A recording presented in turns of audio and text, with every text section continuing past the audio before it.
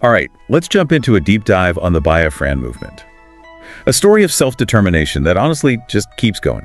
We've got some historical overviews to set the scene, and even some direct statements from modern Biafran organizations. Draw from the source, you could say. Exactly. And today, we're going to look at how this fight for freedom that started, decades ago now, is still going on. And we're also going to explore what a future Biafra could look like. And this isn't just history, just dates and names. Wow, not at all. The stuff Biafra's dealing with, the choices they make, it all echoes in global politics even today. Yeah, I mean, it's a story that's still unfolding, right? It gives us this incredible insight into how people come together and how this desire for freedom how it can survive even through the toughest times. To kick things off, let's rewind the clock a bit. Back to 1967, the start of the Nigerian Civil War. I think a lot of people, I didn't know this until I started researching. Biafra's Declaration of Independence, it came out of a really desperate situation. A lot of people don't realize that. Yeah. You really can't grasp the Biafran movement without understanding that context. Imagine the tension, ethnic tension, so high that they lead to massacres. And the Igbo people, they felt completely marginalized. They had no voice, no place in their own nation. That feeling of being trapped, that's what pushed Biafra to declare independence. So this wasn't some theoretical political thing. This was a reaction to a very real danger. Exactly. And the war, which lasted until 1970, it left a scar, a devastating mark on the entire region. We have to remember the scale of the suffering during those years. But here's what I find amazing. Even after they lost the war, the dream of an independent Biafra, it didn't disappear. It didn't die. It didn't die, yeah. That's powerful, man. It says a lot about the strength of this movement. And that brings us to, a strong figure. Someone like Chukwuemeka Odimegwu Ojukwu. Right, he comes into the picture right at this moment. Ojukwu, he was the military leader during the war. He became a symbol of their resistance, a figurehead for a people fighting for their survival. It's a dramatic start to this whole story, no doubt.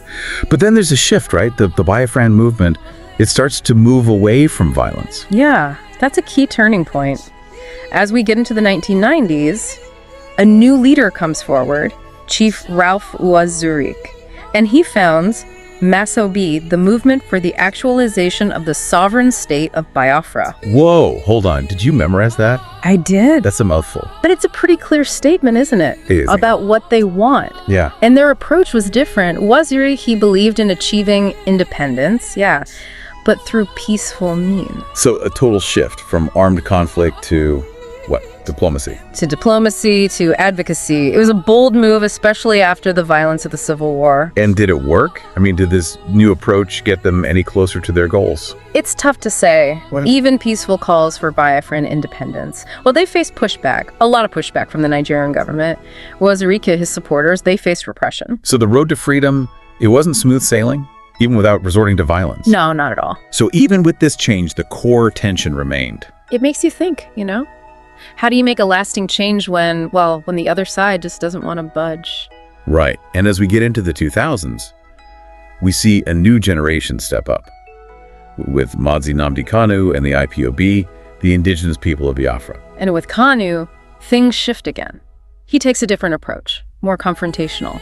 He uses media, especially Radio Biafra, to really amplify his message. He's calling for a revolution. So a more modern approach, using media to reach more people, to get them on board. And it did resonate with a lot of people, especially younger generations. But this vocal approach, it also caused more friction with the Nigerian government. Kanu's arrest in 2015 on sedition charges, it sparked huge protests. Showing just how high the stakes were. And how deep those tensions ran. It's interesting, even with these changes in how they try to achieve their goals, the core conflict just keeps coming back. Yeah, it's a persistent struggle. And it's hard to say which approach was, quote, most effective. The Biafran movement, they face constant challenges. Every leader has had to adapt to the circumstances. What's important is that through it all, the desire for self-determination, it never went away.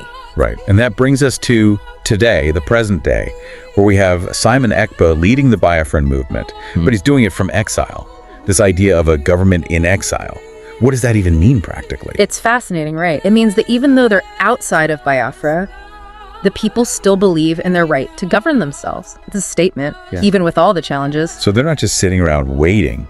They're actively trying to build a future Biafra. Yeah, they have a long-term vision. That's pretty impressive. And Ekpa's strategy is interesting. He's pushing for a peaceful referendum. Let the people of Biafra decide their own future. It's a smart approach. It's about gaining legitimacy on the world stage and putting pressure on the Nigerian government. But doing it peacefully. Exactly. And is it working? Well, it's gotten attention, that's for sure. Especially from the Biafran diaspora around the world. Which shows you this isn't just a Nigerian issue. It's global. Yeah, it's global. And Ekpa himself, his background is kind of, well, it's unexpected. A former Finnish politician and a track athlete. Wait, a Finnish politician? Yep. And a track athlete? Yep, that's him. That's an interesting path to leading a movement like this. It is. It really is. It shows you the Biafran movement. It draws in all sorts of people. It's not just about where you're from. It's about a shared belief in the right to self-determination. So we've got this government in exile, this leader with a fascinating background, and a strategy focused on a peaceful vote. It all sounds very, I don't know, strategic. But what are they doing on the ground to actually move things forward? This is where things get really interesting. This government in exile, they're not just a symbol. They have a website, the Biafra Republic Government in Exile. And it lays out in detail what an independent Biafra would look like. So it's not just about breaking away, it's about building something new. Exactly. I like that. So what is it they're striving for? What are the key parts of this vision? Well, one thing that really stands out is their focus on the economy. And their plan is ambitious. They're talking about major investments in education, aiming for 30–40% of their GDP going to education. Well, 30 to 40%. That's right. It's huge. It's more than double what a lot of developed nations invest. Wow. They see this as the key, the Right. key to unlocking Biafra's economic potential, kind of like Singapore. Right, Singapore. They went from a nation with limited resources to a global powerhouse. It's a big gamble putting that much into education. It is. But it suggests they're thinking long-term. And it's not just about economic growth. No, they're also focused on ethical governance. What does that mean? Ethical governance. They're very specific about it. Huh. Zero tolerance for bribery and corruption, total transparency and accountability. Right. They want to build a nation that is clean, efficient, a nation that truly serves its people. So the opposite of what they see happening in Nigeria. In a lot of ways, yes. It's an appealing vision, I have to admit. It is. A nation built on those principles. And it's not just ideals. They're also thinking about practical structures. They want to use flat organizational structures Flat structures. for the whole government. For the government, for institutions. That's pretty modern. It is. It's about being agile, responsive, cutting through bureaucracy. Things that, honestly, a lot of governments struggle with. They do. They're fascinating. Like, they're taking ideas from the business world and applying them to nation building. Right, taking the best ideas and putting them to work. It sounds like they put a lot of thought into how to create a successful nation, one that's successful and ethical. But is this all just, ideas on a website? That's the question, isn't it? Are they putting any of this into practice? That's a great question, and it's something we're going to dig into in the next part of our deep dive. But before we do, there's one more thing I found in our research. I think you'll find it pretty surprising. Okay, you've got my attention. What is it? We found this list of people who have publicly supported Biafra's right to self-determination. A list of who? Politicians, heads of state, even cultural figures where? from all over, really. Some from the UK, some from the US. We're not talking about fringe figures either. These are established leaders. Wow. And then you have heads of state from Gabon, Haiti, Tanzania, Zambia, the list goes on. This is getting interesting. Keep going. And then there are the cultural icons. Musician Nina Simone, she was a big advocate for Biafra. And get this, Muhammad Ali, Wait, Muhammad Ali? a boxer, yeah. Seriously? He even refused to be drafted during the Vietnam War. He saw the Biafran struggle as a fight against religious persecution. That's powerful, man. That a global icon like him would feel so strongly about Biafra. It shows you how far this movement's reaches. It's not just a local issue, it's a global one. Okay, my mind is officially blown. We've got this vision for a new nation, a leader with an incredible story, and now we find out that some of the biggest names in history have supported Biafra. What is it about this movement that draws in so many different people? It's a good question, and it's one we're going to explore in the next part of our deep dive. We'll look at the moral and legal arguments for Biafran independence. Using statements from organizations like the Indigenous People of Biafra USA, trust me, this is where it gets really interesting. It's one thing to have a vision for the future, but it's another thing to actually, make it happen. Yeah. So let's look at what the Biafra Republic government in exile is actually doing to push their goals forward. Yeah, that's a good point. It's easy to think of a government in exile as just symbolic, right? Right. But it seems like they're actually taking steps to build a real foundation for a future Biafra. They're not just talking, they're taking action. Like, for example, they're issuing Biafran ID cards. Really? Yeah, to their supporters. It's a way of asserting their identity, creating a sense of belonging. That's interesting. It's like they're creating the structures of a state, even without having control of a physical territory. It's like a startup nation. I like that. A startup nation. Operating in this space between, aspiration and reality. Okay, that makes sense. Yeah. They're building a base, asserting their identity. But how do they plan to overcome the obvious challenge of not having a recognized territory? It's a huge challenge, no doubt. But remember, they're committed to a peaceful approach. They want to gain recognition through diplomacy and advocacy. And this is where those figures we talked about earlier come in. Right. The ones who support Biafra's right to self-determination. Exactly. It's pretty incredible when you think about it. It is. Muhammad Ali, Nina Simone. Aligning themselves with this movement. It gives them credibility, on the world stage. Absolutely. Having those voices, those big names speaking out, it gives weight to their cause. It elevates it. It takes it from a regional conflict to a global issue. But let's be real. Biafra is up against some serious obstacles. Oh. They're facing the Nigerian government. Which is powerful. And they haven't exactly been open to letting Biafra go. Right. And even with international support, it's not like the UN is going to step in and create a new nation for them. It's a complicated situation geopolitically. The international community, they're often hesitant to intervene, especially when there are concerns about stability, resources, potential for conflict. So it's a tough balancing act for Biafra. It is. They need to assert themselves, keep the movement alive, but also not provoke a violent reaction. Exactly. It's a delicate balance. And that's why their focus on peaceful methods is so important. It is. They're trying to build their case based on international law, human rights, Right. on that principle of self-determination, You're appealing to the world, really, trying to change the narrative. to build momentum for their cause. Okay, we've talked about their vision, their strategy, the challenges, but I want to go deeper into their arguments, the moral and legal ones. What are they basing their claim to independence on?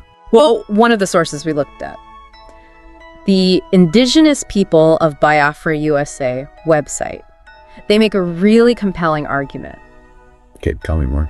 They frame the Biafran quest not as secession, but as restoration. Restoration. Yeah, they're not trying to break away from an existing state. They're trying to reclaim something that was taken from them. So they're saying Biafra already existed. Right. They point to historical evidence that Biafra was a recognized entity before the Nigerian Civil War. So they're not trying to create something new. They're trying to get back something that was theirs. Exactly. That changes things, how you look at it. It does. And they also argue that the Nigerian government has failed them, that they haven't lived up to their responsibilities to the Biafran people. In what way? Human rights abuses, discrimination, lack of security. So they're saying Nigeria has no right to govern Biafra. Because they haven't protected the people. It's not just about self-determination then. It's about a state failing to do its job. Right. And they even bring in this concept from international law, the responsibility to protect. Yes, R2P. I've heard of that, but refresh my memory. It's a pretty new idea in international relations. Basically, it says that when a state can't or won't protect its citizens from things like genocide, war crimes, crimes against humanity, then the international community has to step in. So it's like, if a government is failing its people, the world has a responsibility to act. Exactly. And the Biafran movement is using this to say that the world needs to help them because of the abuses they've suffered under Nigeria. It's a bold strategy for sure. It adds a whole new layer to their argument. It brings up some really tough questions about state sovereignty, international intervention, the role of the global community. It's making me think about these things in a new way. But even if their arguments are strong, is there any chance the international community will actually intervene? That's a tough one. R2P is a powerful concept, but it's also controversial. There's no clear agreement on when it should be used. Like it could be misused, right? Exactly. Powerful nations could use it to justify their own actions. So even with a strong moral and legal argument, Biafra's path to independence is still really difficult. It is.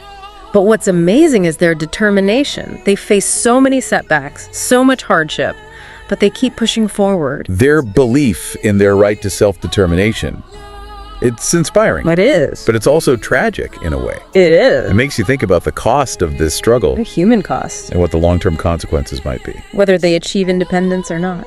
That's a heavy thought. It is. The Biafran movement makes us think about some big questions. About justice, about identity, about what freedom really means. It forces us to confront some uncomfortable truths About the past, about colonialism, about the way the world works, about how we draw lines on maps, and about how people are treated. even in the 21st century. Even today. It's easy to get lost in the politics, the legal stuff.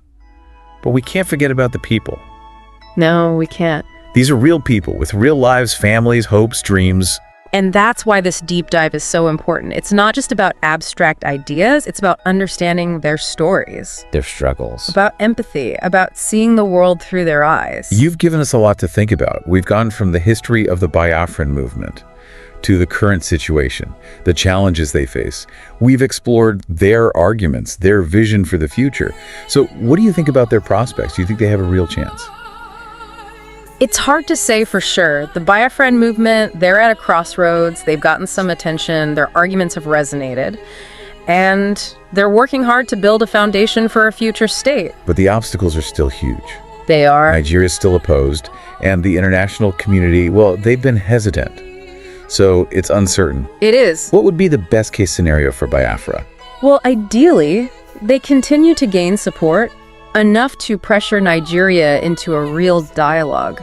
Maybe even agree to a peaceful referendum on independence. So the people of Biafra get to decide. Exactly. That would be a good outcome. It would. But what about the worst case scenario? The worst case would be a return to violence. If their peaceful efforts fail? If they face more repression, there's a risk that some groups might take up arms again. That would be devastating. It would. So the stakes are really high. There needs to be dialogue, peaceful solutions, and the world needs to help. I agree. The Biafran situation, it shows us that the fight for self-determination, it's complicated. It's not simple. It's about balancing rights, sovereignty, moral obligations, It's a tough puzzle. with no easy answers. I think that's a good place to transition to the final part of our deep dive. We've looked at the history, the challenges, the arguments, and the potential outcomes. Now it's time to bring it all together. And think about what this story means for us, for our listeners, for the world. Wow, we've really gone deep on the Biafran movement today. From the history to the current leadership, their vision, the arguments, the challenges. It's a lot to take in. It is. Yeah. It really gets you thinking, you know? It does. About nationhood, about self-determination, about what the world should do when a group of people wants to govern themselves. That idea of Biafra as a startup nation, it really stuck with me. It's like they're building a nation from scratch, outside of the normal rules, you know? It is a unique situation. What if they actually pull it off? What would a successful Biafra look like? Not just politically, but socially, economically. That's the question they're trying to answer. They've got these big goals, They do. investing a huge chunk of their GDP in education, eliminating corruption. It's ambitious. But can they actually achieve that? There are examples of nations that have done similar things, Really? like Singapore, South Korea. Right. They transformed They themselves invested heavily in education, embraced technology. and became economic powerhouses. Exactly. So maybe Biafra's vision isn't so far-fetched. It's possible. But having a plan is one thing. Putting it into action is another. That's the challenge. What are some of the obstacles they might face? Building a functioning government from the ground up.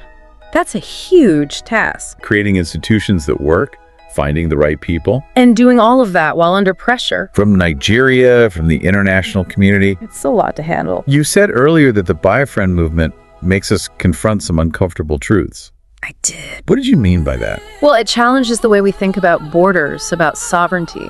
The lines we draw on maps. Exactly. The Biafran movement raises questions about self-determination. Even within existing countries. Right. Do all groups of people have the right to govern themselves? Even if it means changing borders, challenging existing power structures. These are tough questions. What would happen if more groups started doing what Biafra is doing? Would it be a good thing or a bad thing? I don't know the answer to that. But the Biafran movement shows us that the world is changing. That the old ways of thinking about nationhood, about self-determination, they might not be enough anymore. It's an exciting time. And a little scary, too. It is. It feels like we're at a turning point. Like anything is possible. And movements like Biafra, they're pushing us in that direction. They're making us rethink the way things are. So what now? What can our listeners do if they want to learn more? Stay informed. Do your research. There are tons of resources online, websites, articles, documentaries. Don't just rely on one source. Look at different perspectives. Form your own opinions. It's important to be critical, to think for yourself. And if you want to get involved, There are organizations you can support. in Nigeria, around the world, You can donate, volunteer, spread the word, every little bit helps. share information, have conversations, use social media. It all makes a difference. The Biafran movement reminds us that we all have a role to play. In making the world a more just place. Well said. We've covered a lot of ground today. It's been a fascinating deep dive. It has. But this story is far from over. We encourage you to keep learning, keep thinking about Biafra, about self-determination, about the future of our world. It's a story that will continue to unfold. Thanks for joining us on this journey. It's been a pleasure. Until next time, stay curious, stay engaged, and keep diving deep.